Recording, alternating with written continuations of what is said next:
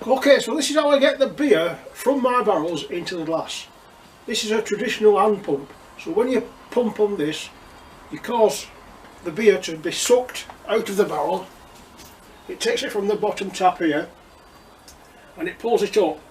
Now what we've got here is called a demand one-way valve. So if you're causing demand, it will let the beer out and go in. Now if that wasn't there, you'd lose beer plus air would get back in the valve. Because what you have to keep this pressurised, and I do that by using one of these valves here. This is CO2. This is a CO2 valve, and I screw that in the top, and every now and again just keep the pressure on that beer. Because if you didn't have that pressure on the beer, what would happen is when you're pumping, you're going to suck in, and that barrel would want to implode. Now it's very powerful plastic, so it wouldn't implode very easily. But what can happen, and will happen, and does happen, is it sucks it back in. So if you haven't got the pressure pushing that down, it wants to suck it in, go inwards, and it can't. So once that gas is run out, it will suck back. The pressure, the CO2 is pushing that up your tube, but it won't go past there. But when the pressure that you've put in on the CO2 has run out, it will suck back. So say for instance, you'll know this when you come to the pump at night for a pump of beer and there's no beer there instantly, you go that's because it's sucked back, and that means I've got to repressure that gas again to just put a little bit of weight on that beer to force it up the pipes. So anyway, we're changing this barrel today because it's empty. So first of all, turn it off at the tap.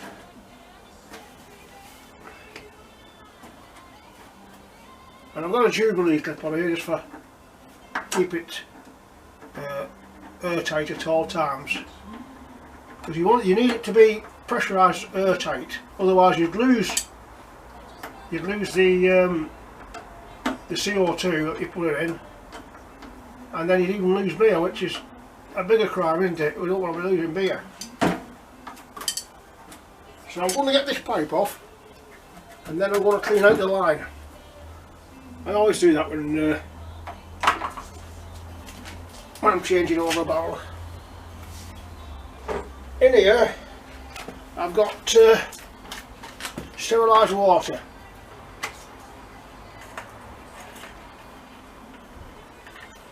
I've just got ordinary water, just cold water in there with the tablet in it that I've showed you before, but I'll show you again.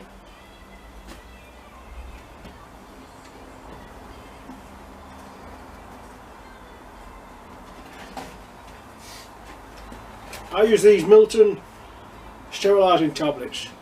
So you just put a tablet in that water, leave it for 10 minutes, and it'll sterilise the water, and then we can pump. I've got a glass somewhere, a big glass here.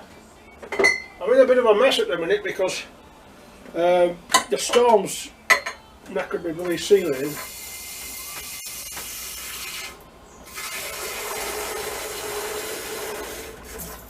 I'm going to pump the beer out of the pipe, because there's still beer in the pipe. I'm going to pump that out.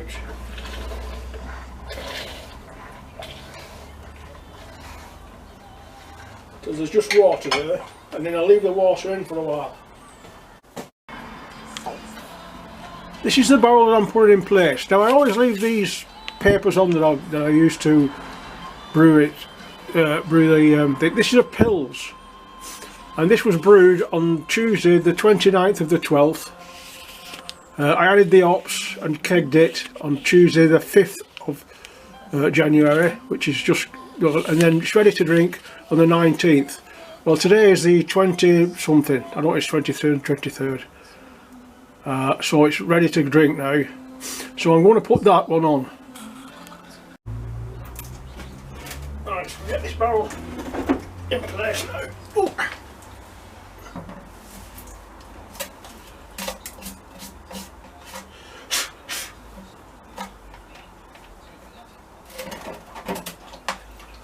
Now I'm going to change over that top, because it isn't the top that I can use to charge up with CO2. Sanitise water. I'm going to take this top off and replace it with that one. And there'll be a bit of pressure in here because all the time it's fermenting in the barrel. I don't know if you heard that then. All the time that it's fermenting in the barrel, it's producing CO2. So we've lost that now. So we'll recap it with the cap that I want. I need that cap so I can use those cartridges.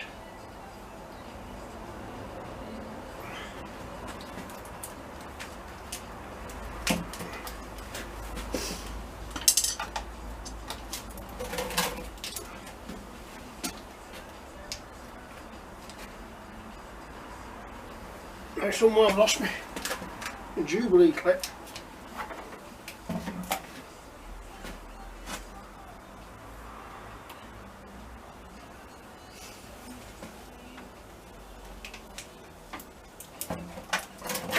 It's down under there. What have I done with the Jubilee clip? Oh, it's searing in the water.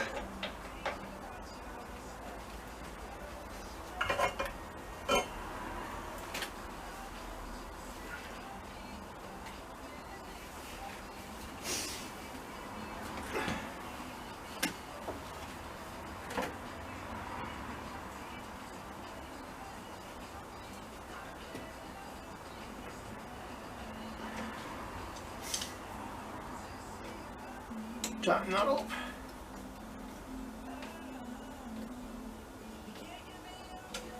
Open the valve, and hopefully there's no leaks there. And just tuck that in so it's neatly out of the way.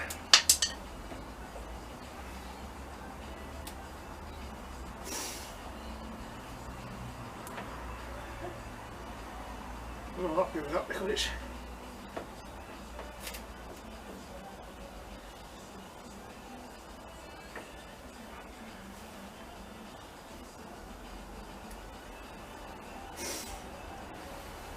that's not how I want it.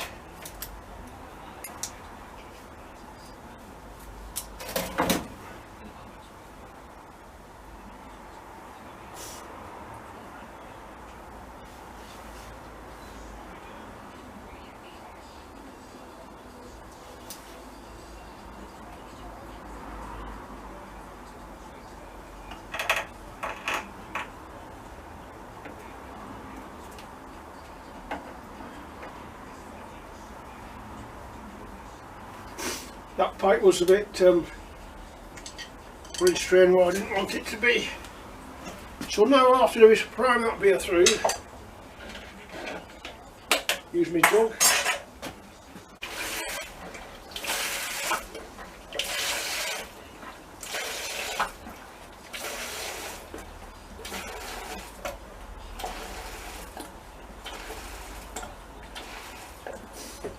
The beer's coming through there now.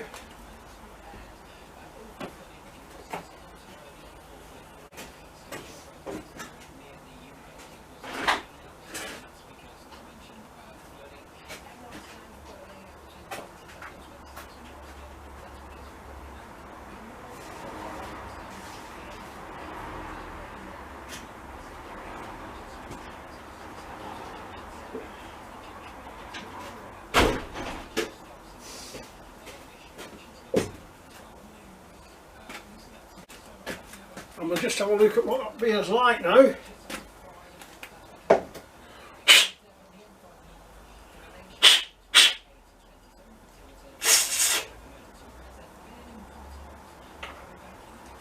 That sprinkler's a bit. We'll have to take that and give it a wash. Just so we can get an idea of the beer.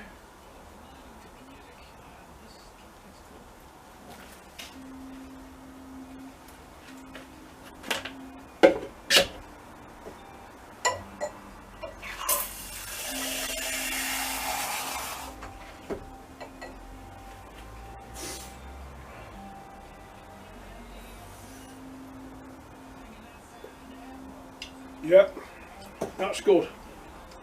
Now I'm going to pressure that now again, so that we've got a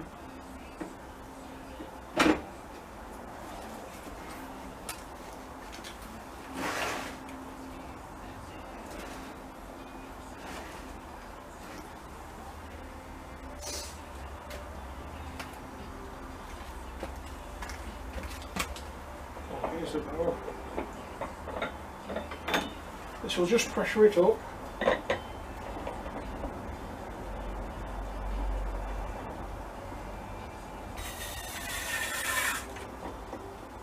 That's all we need, and that's good to go. We'll be serving tonight beer.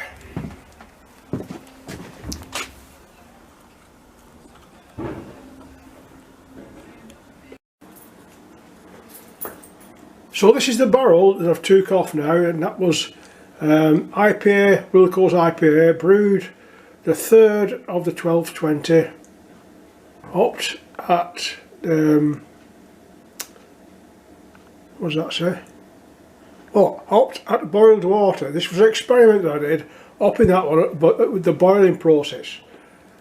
And then I kegged it on the 10th, ready on Christmas Eve. So that's all been drank now. But that was an experiment.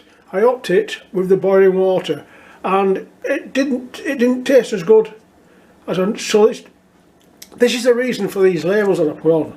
I do what I do, log it here, and then I know for future reference whether it's any good. And I won't do that again. I won't hop it at the boiled type, because it just kills the hops. I didn't know that at the time, so it's a learning process, and that's why I put these labels on, no reference for it. Anyway, it's cleaning time now, but like I said, every stage must be cleaned. Clean it as much as you can, then put the bleach water in afterwards, and then it's ready for another day. Right, see you later.